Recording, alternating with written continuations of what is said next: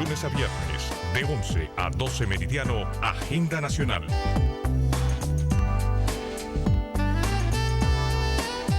Pueblo dominicano, esta es otra edición de su programa Agenda Nacional, hoy martes 12 de marzo del año 2002, que les llega por este multimedio de Radio América, Canal 45 UHF, Canal 45 de varios sistemas de cable en el área metropolitana de Santo Domingo y también de varios sistemas de cable en el área metropolitana de Santiago de los Caballeros, a través de internet en hiz730.com en tiempo real, y desde luego a través de Radio HZ Podcasting Nacional en sus 730 kilociclos de amplitud modulada, y que se transmite de lunes a viernes de 11 a 12 meridiano y se retransmite cada noche de 12 a 1 de la madrugada por esta misma emisora. Les habla Leopoldo Payananito, y para llevar adelante este programa contamos como siempre con la ayuda y colaboración de nuestro amigo el licenciado Roger Orlando Pino. Buenos días, Roger. Muy buenos días, muy buenos días. Tenemos de invitada a nuestra amiga, ¿verdad? Mi hija, la psicóloga Vanessa Espaillat de Álvarez, que también es educadora. Con ella vamos a tener la entrevista después de agotar algunos temas previos. Como es, por ejemplo, con el que abrimos nuestra agenda de hoy, el nuevo secretario de Finanzas, arquitecto. Sí, José Luis Malcún es un viejo amigo y colaborador del actual presidente. Yo lo recuerdo desde cuando en el gobierno de Guzmán, Hipólito Mejía era secretario de Agricultura y él era del equipo de Hipólito allá en la Secretaría de Agricultura.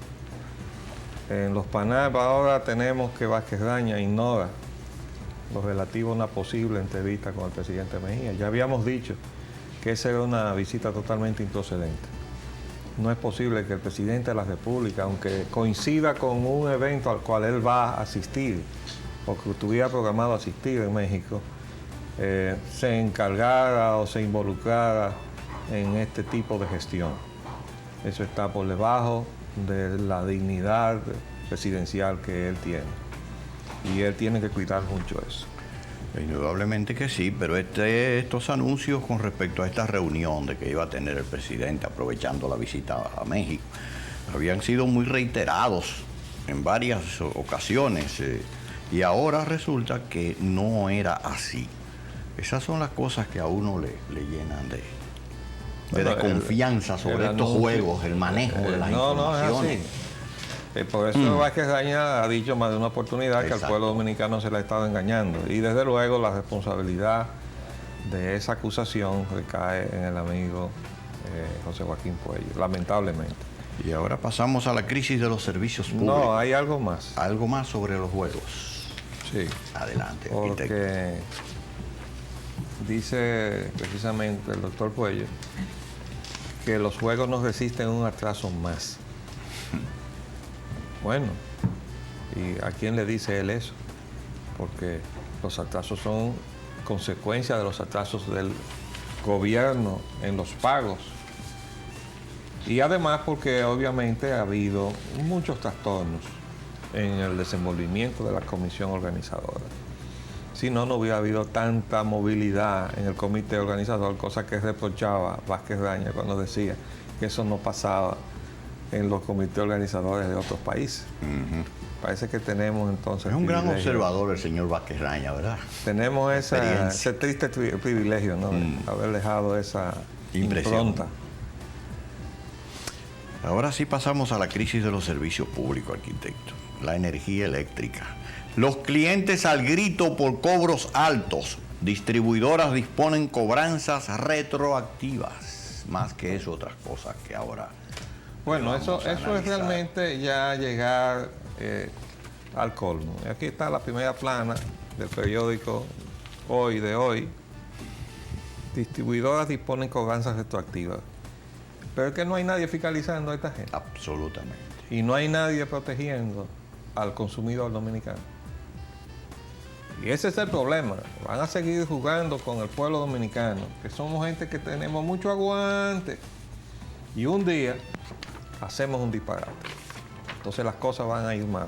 Porque las circunstancias entonces ya no van a ser propicias para hacer nada como Dios manda, sino que se va a salir todo de control en alguno de esos disparates que nosotros solemos hacer. Y también encima de esas cobranzas abusivas y retroactivas y agraviantes y todo lo que se pueda decir de calificativos a estas abusadoras distribuidoras, también están los apagones que irritan la población de los comerciantes y los comerciantes de Santiago. Sí, porque es que Apagones generales. la democracia está repartiendo apagones. ¿No Equitativo. estábamos repartiendo pobreza también? Nos tocó a todos bastante de Dijo eso. el También nos presidente está tocando de esto. que había que repartir pobreza, Así que es. no había riqueza que repartir. Lo que pasa es que la riqueza le alcanza muy poco, como siempre. Se queda muy poco con Y ella. el resto, eso es parte del modelo. Eso es algo intrínseco al modelo, ¿no?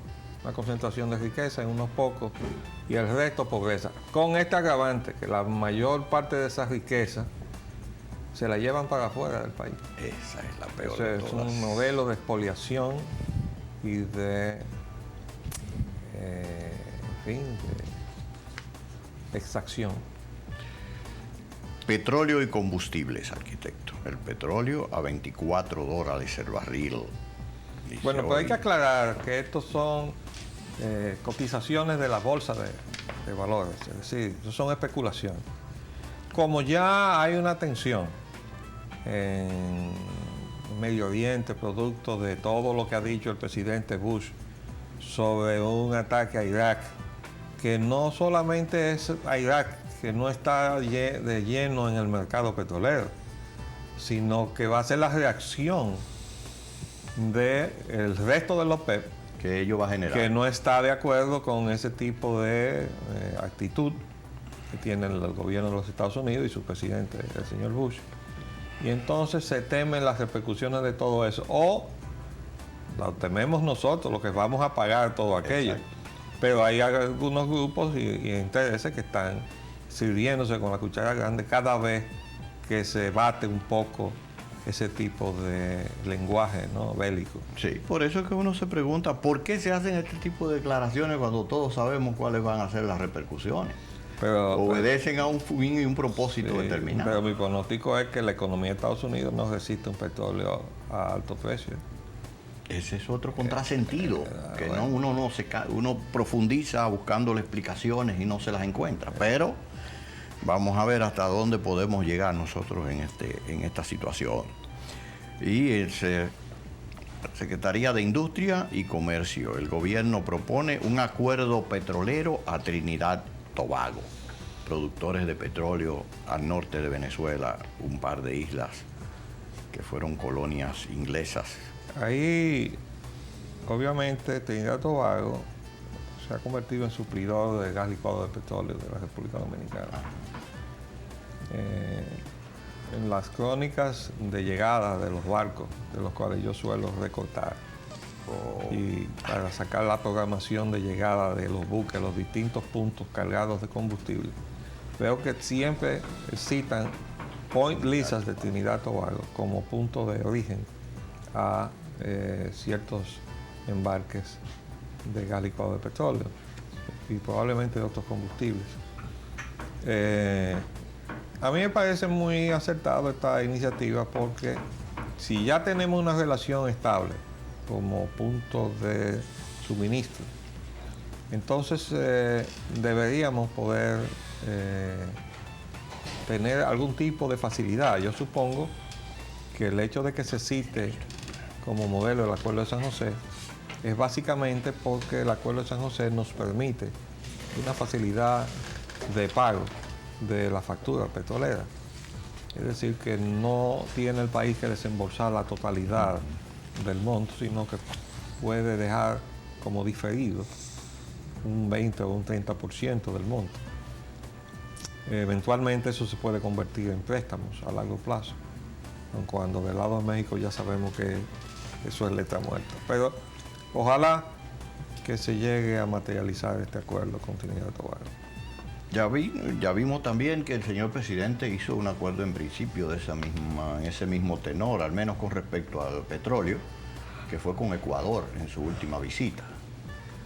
Dejó sentado No se ha hecho, sino que en principio. se Lanzó la iniciativa. expresó una Interés. intención, porque bien. todas esas cosas van caminando ¿verdad? Un sendero que va paso a paso, ¿no? Primero se expresa una intención y luego se llegan a unas conversaciones, luego se hace otro anuncio y se establece que se confirma la intención y luego vuelve otra vez. Hasta que se formaliza. Hasta que se llega a firmar. Sí. Y después que se firma, vienen todavía otros procesos largos, porque todo es así, muy lento. Y ahora pasamos, arquitecto, a un tema muy importante, el acueducto de la línea noroeste. Conflicto. La empresa Arcisa pide vista pública para contrato de acueducto del noroeste. Bueno, yo creo que tiene todo el derecho a hacerlo. En primer lugar, porque debería haber sido así ya el mismo procedimiento a seguir frente al conocimiento de ese contrato de parte del Congreso Nacional debe ser la de otorgar una vista pública, no festinable. Y esta, que es parte interesada y que además reclama que hay irregularidades, pues tiene todo el derecho también de reclamar que se haga esa vista pública. Ahora, yo lo que quiero es aprovechar la experiencia lamentable que tuvimos con lo de los aeropuertos, para que estas discusiones no se hagan con un límite de 5 minutos como nos pusieron a nosotros, que después de haber hecho una larga exposición muy pormenorizada y muy técnica de todo lo que representaba aquel desastre, cuando llegamos allí al Congreso nos dieron 5 minutos, igual que al tiempo que le dieron a Elis Pérez, que venía sin nada, pero a representar los intereses del grupo que quería apoderarse de los aeropuertos y por eso está ahí como relacionador público. Y le dieron los mismos 5 minutos que a quienes trabajamos técnicamente y con conocimiento de causa para demostrar que eso no se debía hacer. Pero le decimos desde ahora al Congreso, los asuntos técnicos hay que darle el tiempo necesario a los técnicos para que puedan entonces ustedes, si es verdad que tienen la intención de documentarse, pues puedan documentarse de manera apropiada para decidir después. Mercado cambiario sigue igual. La tasa permaneció rígida.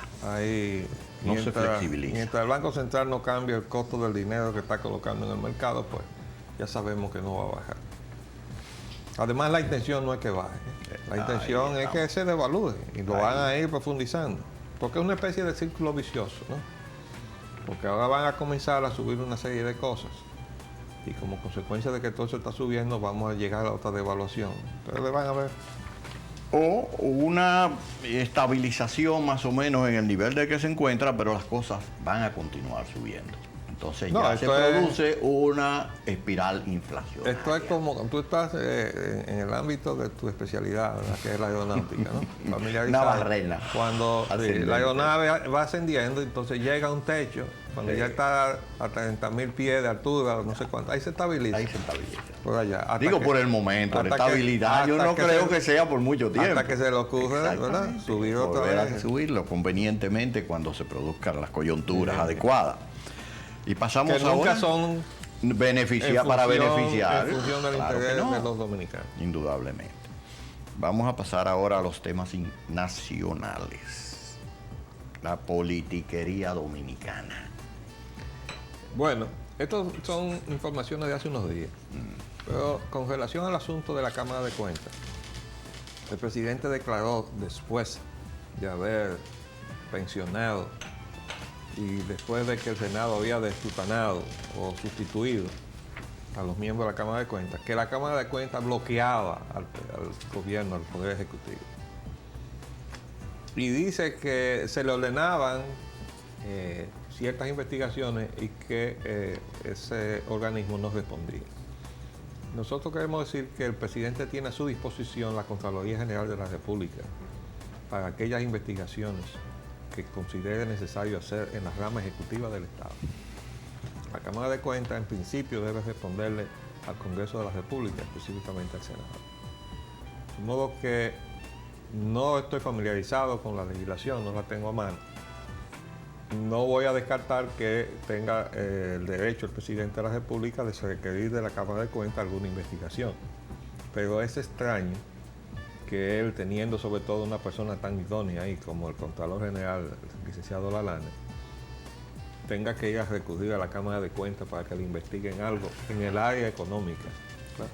Y que la Contraloría General de la República, como usted bien señaló, tiene toda la fuerza institucional para hacerlo. Del otro lado salió un titular también muy simpático que dice millones y millones Para la campaña. para la campaña. Eso salió también. Eso fue ayer. Los partidos y candidatos están gastando decenas de millones de pesos con miras a ganar las elecciones congresuales y municipales. Y uno se pregunta, bueno, ¿y vale la pena gastar todo ese dinero para que terminemos teniendo el tipo de democracia que nos estamos gastando? En el cual, de acuerdo con las encuestas, nadie cree. Yo creo que andamos mal. Son muy reveladoras, sí. Andamos bien. Grupo de legisladores planea nuevas reformas a la Constitución. Bueno, Vuelve y vuelve. como si nos faltara, Sí. ¿verdad? Una preocupación, entonces ahora nos traen otra. Es reeditar el asunto y se dice ahora que para eliminar los colegios cerrados. Sí, empanizada se llama eso, una reforma empanizada. No, incluso uno de los titulares lo dice bastante claro, dice que están enarbolando el pretexto, o sea que obviamente ese periódico no está creyendo para nada. Es lo que están diciendo. lo que están En esa, planteando. dice el pretexto de los auspiciadores es eliminar los colegios electorales cerrados. Por eso yo dije que ese era el pan, la empanización. Pero de todo modo, con los precedentes que tenemos, de que la intención es meter la reelección, es decir, el tema de la reelección para quitar o obviar la restricción a la reelección. Entonces, vamos a estar pendientes de eso. Ojalá que no toquen ese tema. Ojalá. Nueva Economía Dominicana. Afirman que bancos dan papeletas falsas. Los bancos garantizan que no entregan billetes falsos. Eso es una situación delicada, muy delicada. Y además quiero decir lo siguiente. Yo vi en la crónica los casos que se han presentado ante la opinión pública y ante la prensa, de que los bancos le dicen al afectado, no, usted salió con ese dinero ya del local y entonces ya nosotros no tenemos ninguna responsabilidad. Eso es sumamente delicado, porque yo le puedo decir que tengo un caso muy específico, que no voy a dar aquí los pormenores, de un banco que le dio una papeleta, nada menos que en dólares, a una persona, que cuando la fue a canjear fuera del banco resultó que se la rechazaron porque no era legítimo. Y cuando esta persona volvió al banco, entonces le dijeron que como ya esa papeleta había salido del banco, no se la podían reconocer como que esa era la que había salido del banco. ¿Y qué es lo que pone en relieve todo esto? Bueno, que ahora se pretende que nosotros, las personas que no sabemos de eso, tengamos el conocimiento necesario para saber si en un banco nos están dando una papeleta falsa. Así que nosotros somos los que tenemos que verificar ahora con qué conocimiento y con qué recursos, porque los bancos tienen hasta mecanismos electrónicos para detectar cualquier falsificación. ¿Y nosotros qué? Y es posible que si uno va a un banco y recibe una papeleta y uno sale y afuera en cualquier comercio donde haya otra persona que sepa de eso, le diga, no, esta papeleta es falsa, y cuando usted vuelva al banco que le dio, le diga, no, usted no puede probarnos que esa papeleta salió de aquí. Entonces, a las autoridades, que lo que procede es hacer un arqueo, meterse en los bancos y chequear en las bóvedas a ver si detectan papeletas falsas. Indudable. Porque si es que han colado una falsificación de esa masiva, y la han logrado meter en los bancos, pues no estoy hablando de que un banco esté propiciando hacer eso, sino que se la hayan colado a un banco. Bueno, pero eso hay que detectarlo para que se pueda investigar de dónde salió. Tan es así, arquitecto, que hay reclamos inclusive de las personas de que las máquinas automáticas que proporcionan el dinero, que también operan con base a los bancos, que son provistas por las papeletas por los bancos, también están desde luego pasando dinero falso. Y la gente reclama, ¿a quién le reclama cuando esa máquina le entrega el dinero falso? ¿A qué banco le puede ir a reclamar? Sí. No, y entonces ahí no hay testimonio tampoco. No, no hay nada, no hay que intercambio. usted fue La máquina no le contesta. No, pero además usted la recibe se pone en evidencia que la papeleta no era legítima, pero usted va al banco, entonces le dicen, ¿y cómo yo sé que usted la sacó de una máquina de nuestro banco? Todavía peor el caso que en el banco mismo. O sea, que las autoridades tienen que apoderarse de esta situación. No se puede dejar a la gente como víctima propiciatoria de una situación que en definitiva podría traer un tremendo impacto negativo en las transacciones comerciales. Si se cunde, qué sé yo, el susto o el miedo a que a usted le estén colando dinero falso por todas partes. Porque uno siempre ha tenido la confianza de que si uno va a un banco, el dinero que recibe está a prueba de toda sospecha. La Cámara Americana cree, arquitecto, Vital que Mejía asista. Mejía asista a cumbre con Bush. Sí, esto es Centroamérica. se refiere a Centroamérica. Recuerden, vamos a ver que hace un par de días un grupo empresarial había expresado que creía que debíamos negociar directamente con Estados Unidos, mirando hacia el ALCA. Yo vi una interpretación equivocada dirigiéndose más bien al TLC. No es el TLC, Es el ALCA. que eso es con México y con Canadá. Es el ALCA, ¿no? Pero hay un grupo empresarial que no está en nada de acuerdo con que se vaya a tocar esas puertas ahí para que se le dé cabida a un evento en el cual nosotros no hemos estado, digamos, del cual no somos parte, porque no somos parte de Centroamérica. Ni dejamos, arquitecto.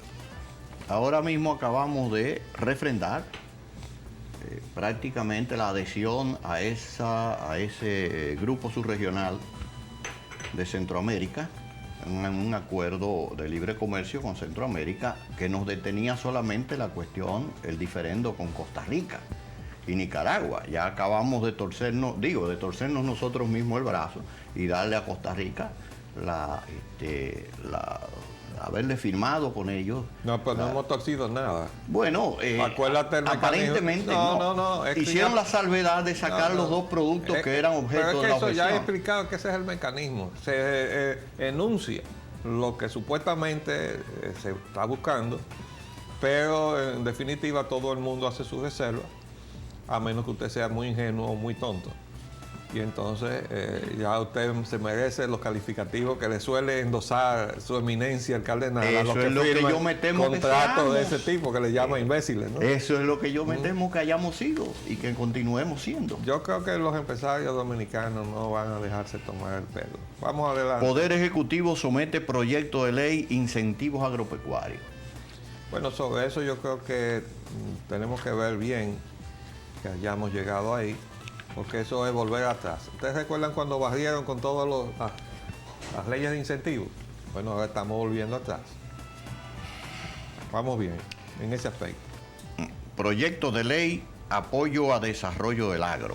Deben bajar requisitos a empresas existentes. Bueno, eso plantea una situación atendible y es que no puede ser que las nuevas que entren con la nueva legislación, si es que se aprueba, estén en ventaja con las que ya estaban luchando con situaciones negativas, ¿no?, de mercado, etcétera, y los otros estén entonces en una condición más favorable. Vamos a hacer un paréntesis y volvemos.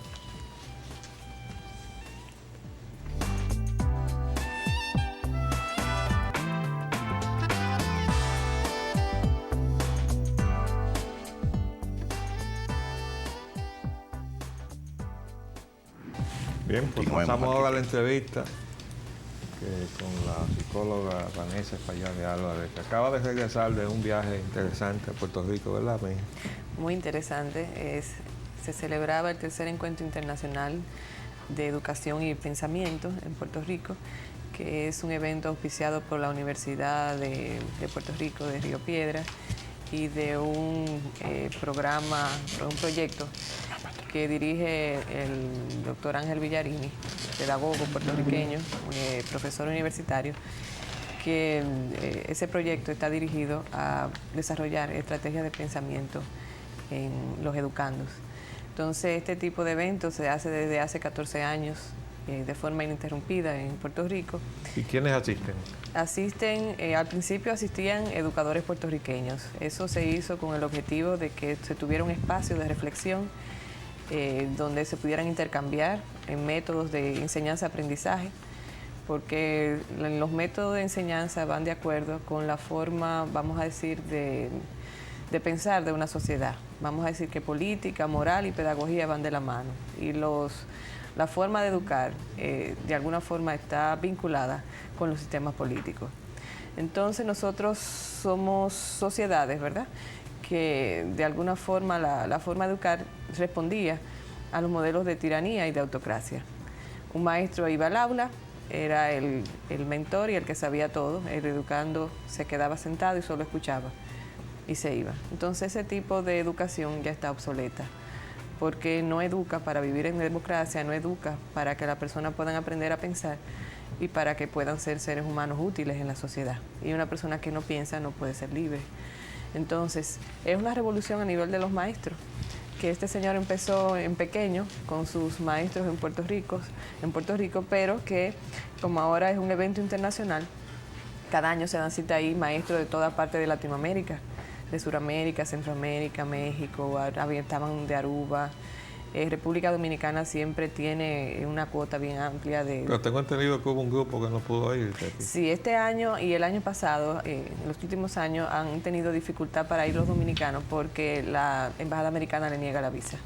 Inclusive habían exponentes que no pudieron asistir, no pudieron ir a conferenciar porque no le dieron la visa los Estados Unidos, la Embajada de los Estados Unidos.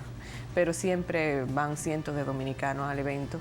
Y entonces, pues, de alguna forma, es una manera de elevar la moral del maestro, de intercambiar formas, estrategias. Y este año fue muy interesante porque el tema era el desarrollo moral. Y hubo un debate sobre desarrollo moral y corrupción, que participaron el secretario de Educación, el secretario general de Puerto Rico. Secretario de Educación de Puerto Rico. De Puerto Rico, sí. Y también el cardenal de allá. Y fue sumamente interesante porque ellos se planteaban, ¿verdad? Porque es un mal, la corrupción es un mal de toda Latinoamérica, del mundo. Ellos se planteaban, bueno, ¿qué ha pasado, verdad? Que estamos formando pseudo líderes que después van a corromperse. Pero no será porque estamos formando pseudo ciudadanos también. También, porque nosotros no estamos formando conciencia ciudadana en la medida en que no estamos inculcando valores. Yo recuerdo que hay un libro del cual yo adquirí varios ejemplares y creo que los repartí entre ustedes, de la moral de Hostos. El señor Hostos, como le decía a mi mamá y mis tías, que fueron de esa corriente de educación en la República Dominicana y que fueron maestras todas también,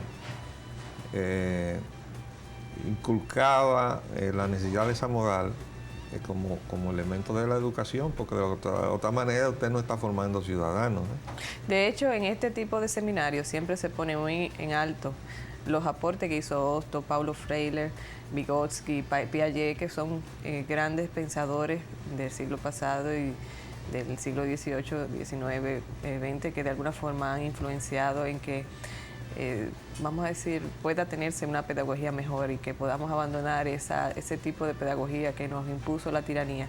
Porque Hostos, a principios del siglo XX, finales del XIX, vamos a decir, tenía una visión de que al educando había que llevarlo a tener, vamos a decir, un proyecto integral de desarrollo, desarrollar su capacidad de pensamiento y sus capacidades emocionales, que tenía que desarrollarse su conciencia ética para que no sea un individuo sin moral, y que la conciencia ética implica una conciencia individual, una conciencia social para yo poder relacionarme con los demás y una conciencia natural para cuidar mi medio ambiente, y que la educación debía estar impregnada de esos tres objetivos y de esa manera pues que el individuo pudiera ser un ser humano libre. En esa conciencia individual que él decía que ayuda a desarrollar los valores, era importante desarrollar la parte afectiva y la parte de sensibilidad.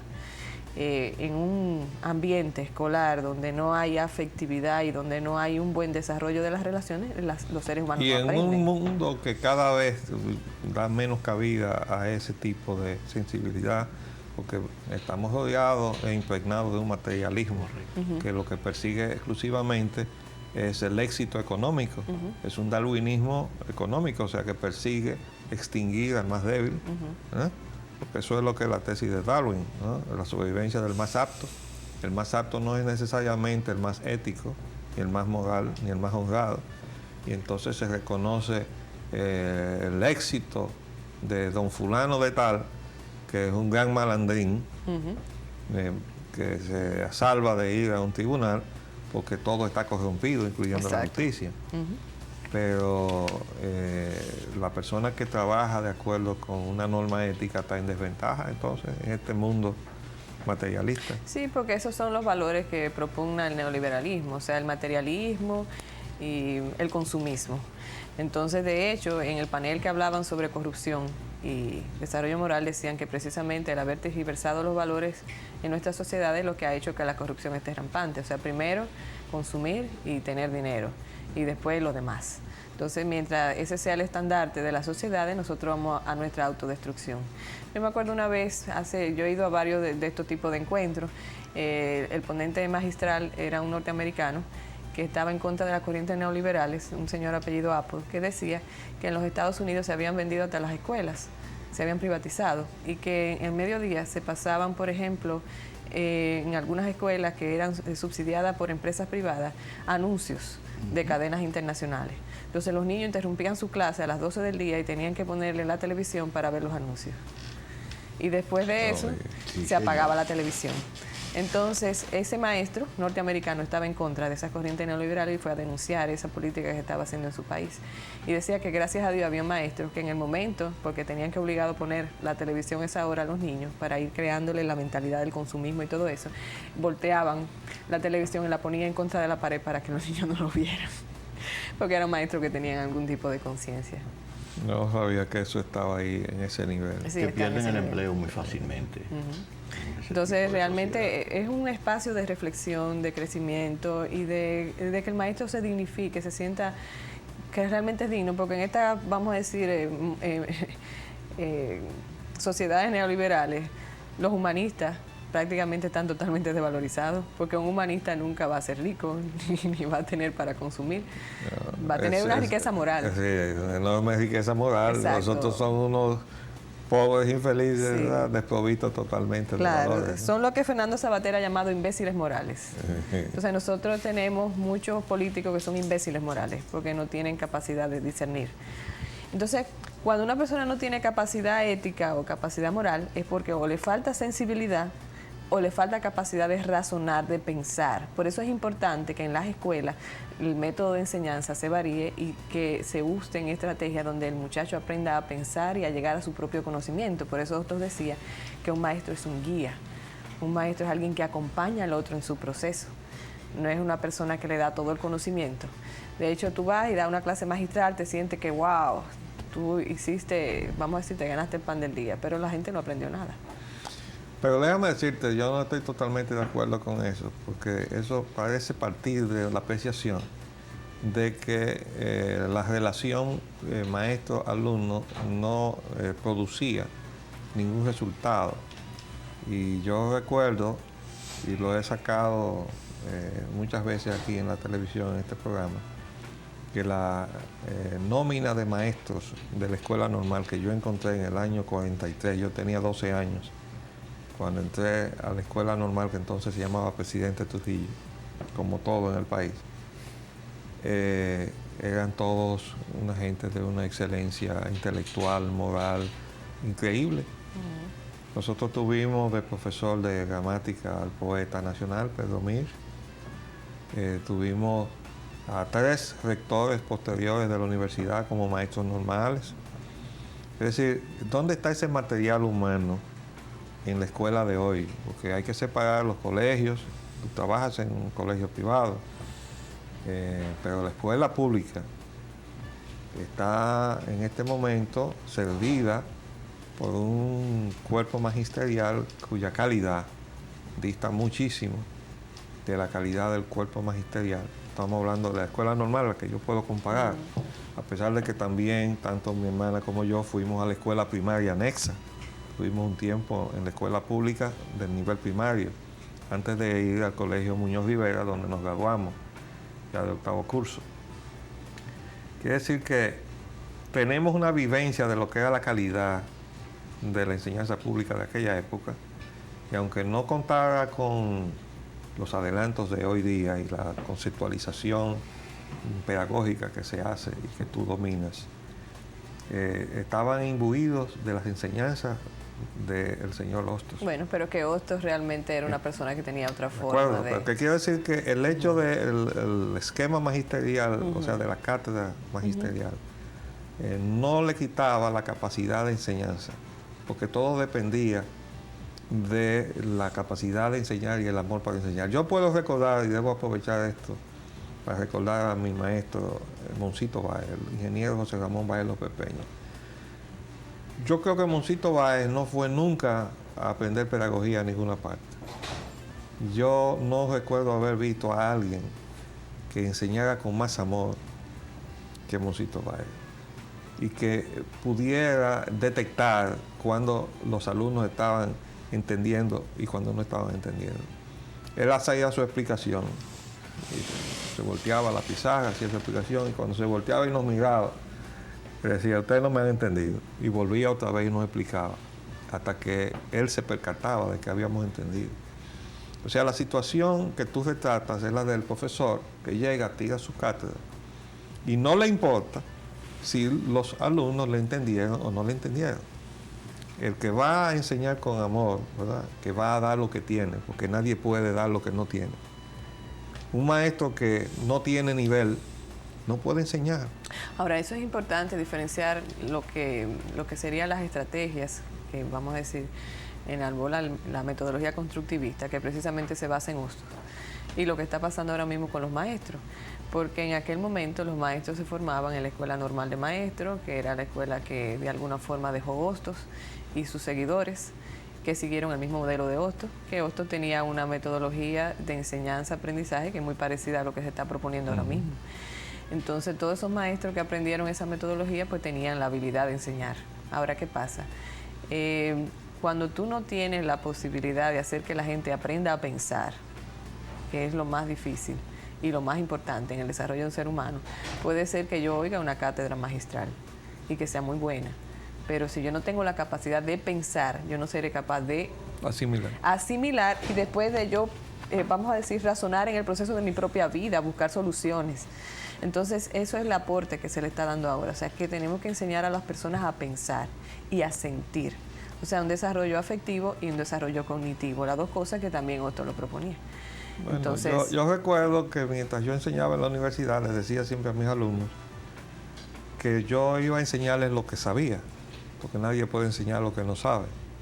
Yo, mientras tanto, ustedes tendrán que aprender lo que yo sé, pero los insto a cuestionar todo lo que les he enseñado una vez que ustedes terminen sus exámenes y pasen la prueba de que aprendieron lo que yo les enseñé, pero cuestionen todo lo que yo les he enseñado y lo que le han enseñado a los demás, porque yo enseñaba en el último nivel de la escuela de arquitectura.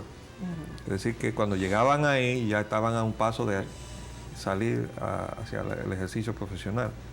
Pero yo les decía, lleguen a su propia convicción, a su íntima convicción de que esto es lo cierto, ¿verdad? Ahora, fíjate, también lo que ha pasado con el magisterio es que se han bajado los estándares de exigencia en las universidades.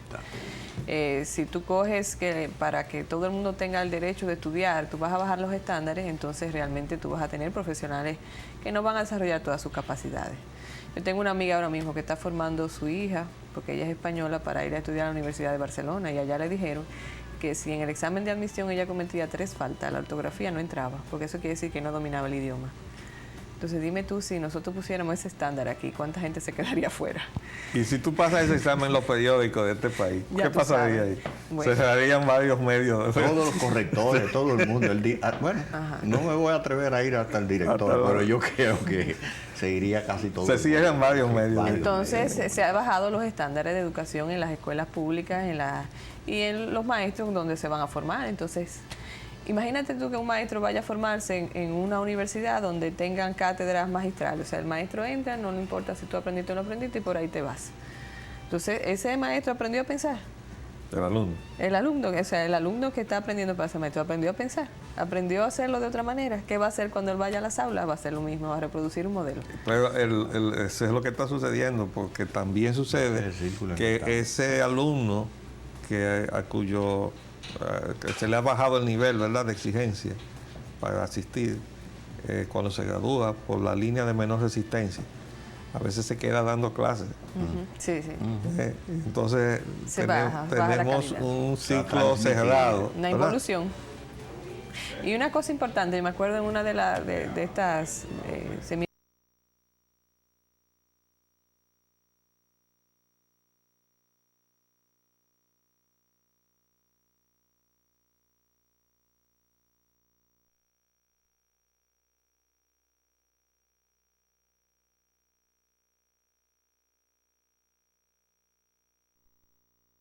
el señor Ángel Villarini había hecho un estudio, o estaba dando participación en un estudio donde decían que los maestros normales, como de alguna manera habían estado formándose para ayudar a sus alumnos.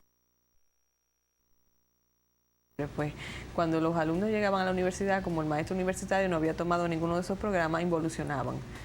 Entonces se retrasaban. Y yo creo que un poco de eso pasa aquí, porque en muchas escuelas, vamos a decir, los maestros han estado formándose, creando y buscando nuevas formas de estrategia, por lo menos a nivel privado, a nivel público todavía.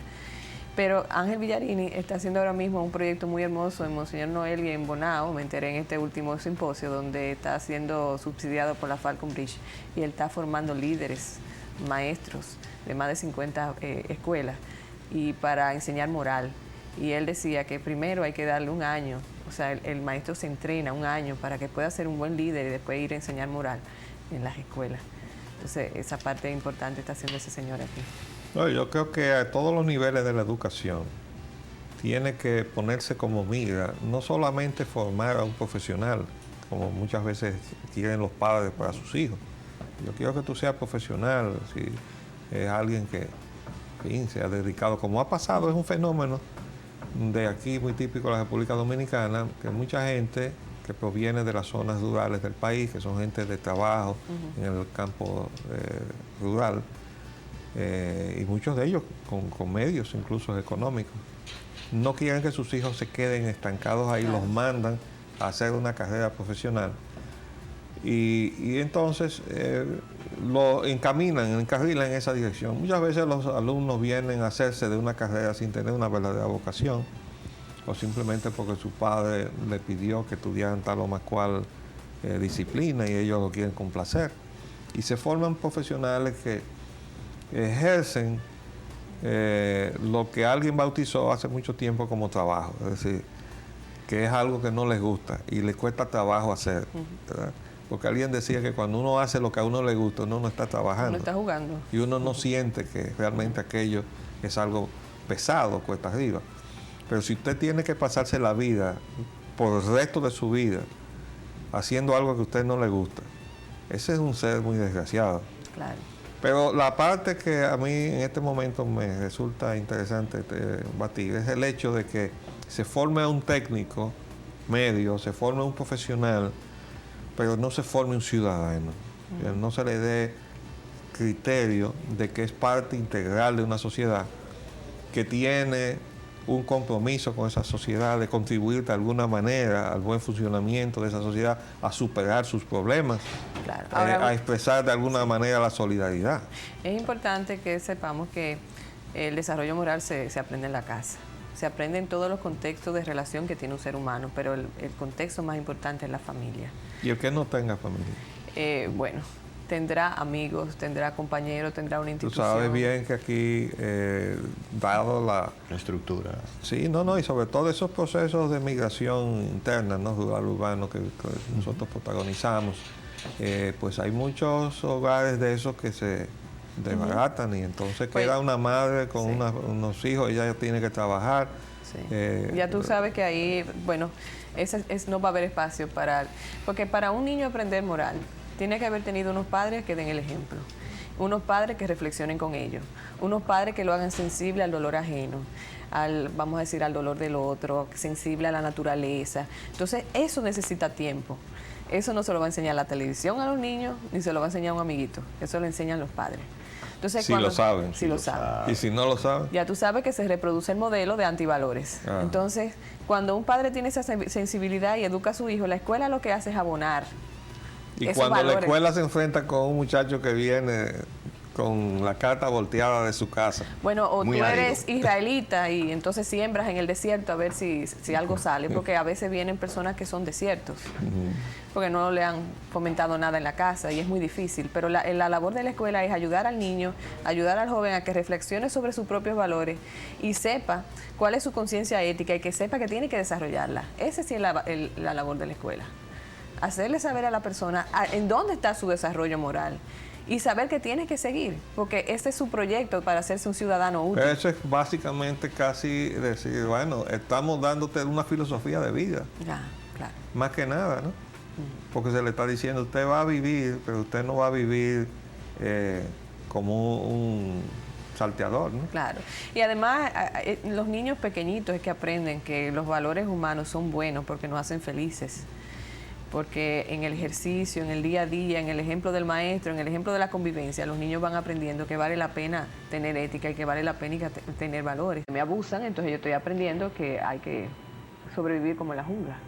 Entonces por eso es que es importante el contexto escolar. Pero el contexto escolar lo que va a hacer es reforzar lo que ya se supone que se sembró en la casa. Y si en la casa no se sembró nada, por lo menos en la escuela puede paliar un poco la situación, porque puede ayudarlos a reflexionar, a pensar, porque la escuela debe ser un lugar donde la gente aprenda a pensar y aprenda a ser libre, Y aprenda, a convivir, a relacionarse, a ser solidario, todos esos aspectos que son importantes en la y convivencia. aprenda lo positivo, ¿verdad? De los valores que no La aprendió. diferenciación. Sí, el bien y el mal. Correcto. Se refuerce esos aspectos que se aprenden en el hogar.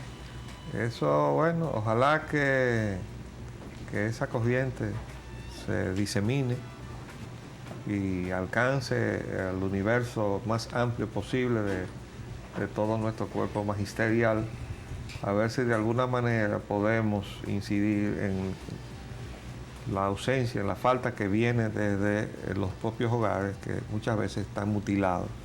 Hay porque algo son importante. Hogares que son incompletos. Claro. Hay algo importante también, no solamente es importante la familia, sino también el gobierno, porque decía el secretario de Educación de Puerto Rico una anécdota sobre Buda.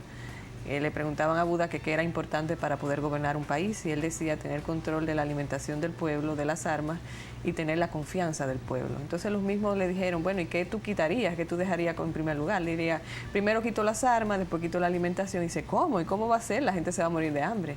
Dice, pero un pueblo que no confía en su gobernante tiene solamente la posibilidad de autodestruirse. Bueno, ese es un profundo pensamiento. Muy que ojalá profundo, para se culminar se todo. absorba, ¿verdad?, en este medio nuestro de la República Dominicana. Te agradecemos mucho tu presencia, mi hija.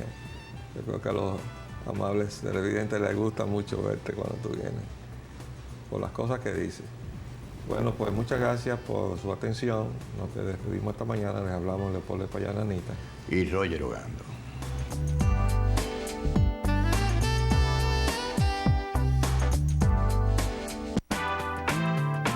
De lunes a viernes, de 11 a 12 meridiano, Agenda Nacional por Multimedio, Teleradio América, 7 medios diferentes y un solo mensaje.